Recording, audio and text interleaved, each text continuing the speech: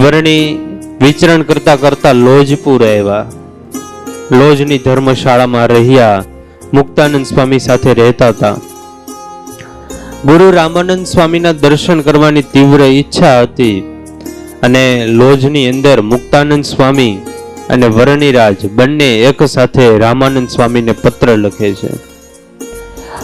બંને પત્રો રામાનંદ સ્વામીને મળે અને પાછા પ્રત્યુત્તર આપતા રામાનંદ સ્વામી પણ પત્ર લખે છે. અને ગુરુ રામાનંદ સ્વામી પત્રમાં એવું લખે કે વરણીરાજ, તમે સત્સંગમાં થાંભલાને બાથ ભીડીને રહેજો, અર્થાત મુક્તાનંદ સ્વામીની આજ્ઞામાં તમે રહેજો. ગુરુની આજ્ઞા થઈ. રામાનંદ સ્વામીનો સંદેશો મેળો અને વરણીરાજે સદગુરુ મુક્તાનંદ સ્વામીની આજ્ઞામાં રહેવાનું શરૂ કર્યું. 2 ઉપવસ્ત્ર અને અલ્ફી ધારણ કરીને તમામ પ્રકારની સેવાઓ કરે.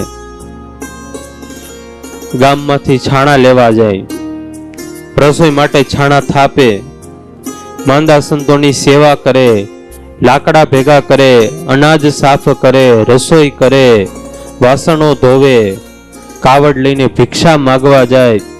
આવી તો અનેક પ્રકારની સેવા એ વરણી આ લોજપુરની ધર્મશાળામાં રહીને કરે. પોતે પૂર્ણ પુરુષોત્તમ નારાયણ હતા. અનેક મુક્તો એમનું સેવન કરી રહ્યા હોય. એ ભગવાન વરણી રૂપે આજે નાની નાની તમામ પ્રકારની લોજની અંદર સેવાઓ કરે. આવા નિર્માણી ભગવાન હોય તો પછી તેના ભક્તને સિદ્ધને જોઈએ માન.